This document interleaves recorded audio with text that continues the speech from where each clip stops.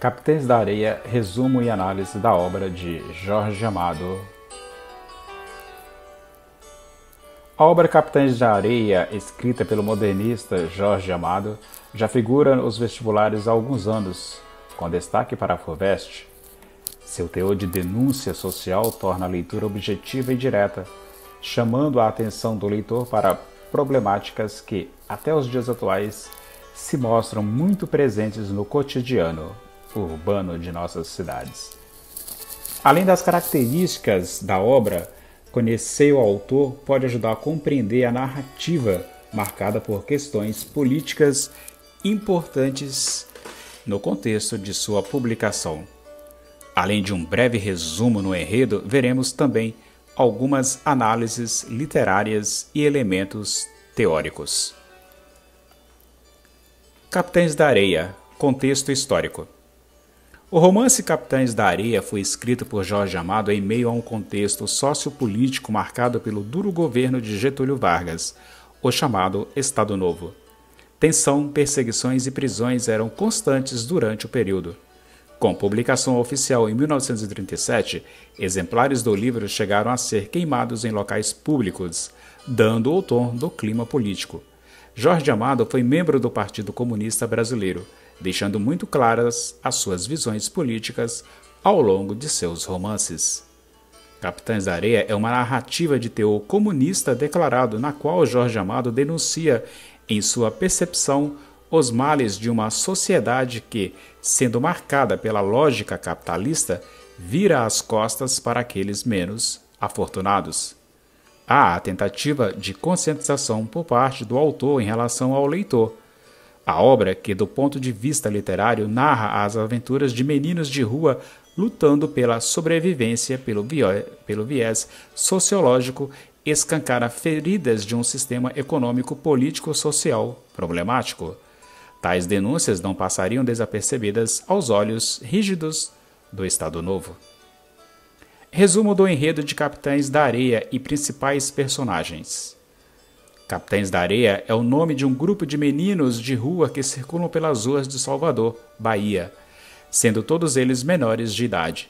Têm as suas vidas marcadas de maneira geral por desventuras familiares, as quais resultam sempre na entrada de cada um para o grupo, que é formado por mais de 100 garotos, de início apenas meninos. Ao longo da narrativa, algumas histórias particulares ganham as páginas, ao passo em que as narrativas individuais são somadas às histórias do bando.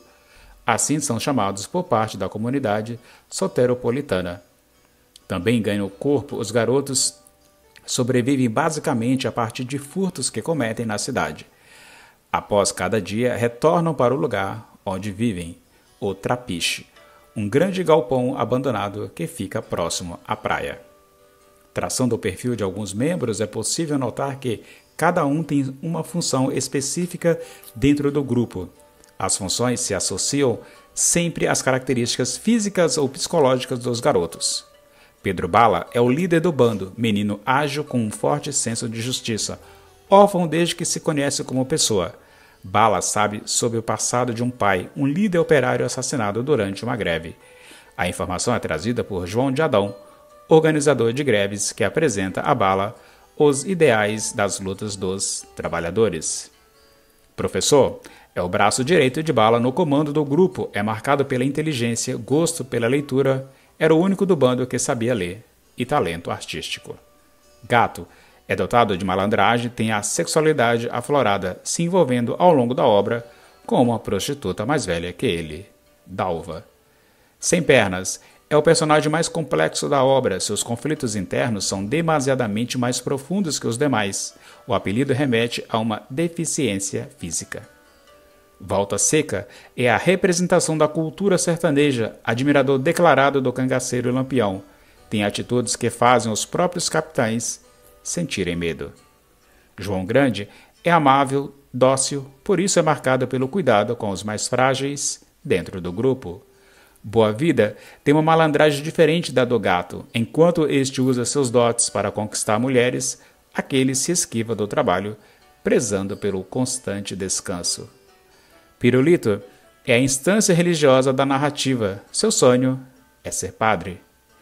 Dora é a única menina do grupo. Seus pais haviam morrido em decorrência de uma epidemia de varíola, doença chamada popularmente de bexiga.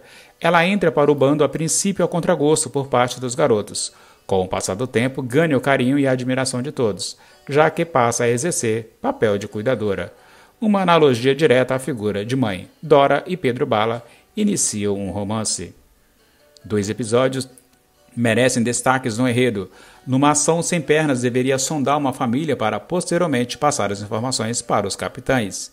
De posse dessas informações, os membros do grupo roubariam a casa. Porém, Sem Pernas acaba criando afeto pela família, dividindo-se entre o carinho ao qual estava exposto e a lealdade ao bando. Por fim, opta pelo grupo. Tal opção o torna ainda mais fechado em si mesmo. Já não saberia lidar com a ideia de ter aberto mão dos cuidados de uma mãe. Outro momento importante se dá em ação na qual Pedro Bala e Dora são capturados e presos. Ele é encaminhado a um reformatório onde é submetido à violência física e psicológica, e ela é levada a um orfanato. Após Bala conseguir fugir, junta-se novamente ao bando e organiza o resgate de Dora. O plano funciona, mas a menina já estava muito doente. Ela morre, vítima de uma intensa febre. Sua morte se associa diretamente à mudança vivida pelos capitães. A narrativa se encerra com a narração do desfecho dos principais membros do bando. O professor consegue ir para o Rio de Janeiro e passa a viver como artista. Pirulito entra para uma ordem religiosa. Volta Seca realiza o sonho de viver como cangaceiro do bando de Lampião.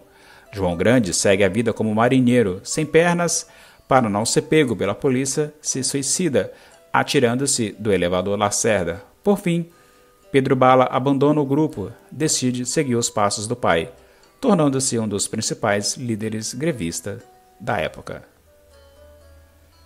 Semelhanças com as obras de Vidas Secas, com foco narrativo em terceira pessoa, tanto Capitães de Areia quanto Vidas Secas, do autor Graciliano Ramos, fazem parte da chamada segunda fase do modernismo no Brasil, período literário marcado pelo engajamento político e social por parte dos autores da época. Outro ponto em comum é a abordagem da região nordeste do país. Em um momento de intensas críticas, ambos os autores decidem trazer à tona todos os males de uma localidade deixada de lado pela escrita literária.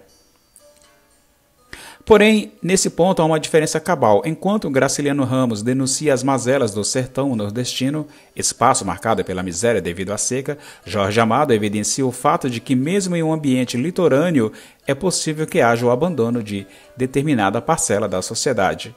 É possível também estabelecer uma relação entre Pedro Bala, Capitães da Areia, e o Soldado Amarelo, Vidas Secas. Enquanto o líder do bando exerce uma autoridade conquistada e mantida via respeito, a figura do policial, da obra de Graciliano, aplica sua autoridade através da imposição e do medo que causa nos outros, com destaque para o personagem Fabiano. Análise da obra de Jorge Amado. Capitães da Areia funciona como um romance de aventuras, porém as ações dos personagens não se resumem apenas a breves acontecimentos. A análise social é perpassada pela percepção por parte do autor de que o atual sistema econômico e político potencializa as injustiças inerentes ao próprio modelo, uma vez que os garotos são apresentados como vítimas da sociedade na qual se insere, não poderiam ser vistos como opressores, mas sim como oprimidos. O fato dos protagonistas serem crianças traz o foco da leitura também para a questão da perda da infância. Os poucos adultos que surgem na obra são apresentados como elementos associados às crianças, sempre haverá alguma relação de ligação com elas. Com linguagem objetiva e acessível, o livro é uma espécie de manifesto contra as desigualdades inerentes aos modelos político-econômicos contemporâneos. Agora que você já conferiu o resumo e análise de Capitães da Areia, recomendamos que você deixe aí o seu like, inscreva-se no canal, compartilhe este vídeo com os demais e eu desejo desde já uma boa sorte no vestibular. É isso. Se você gostou, deixe o seu like e passe adiante. Inscreva-se no canal. É de graça e você não paga nada. Obrigado e até mais.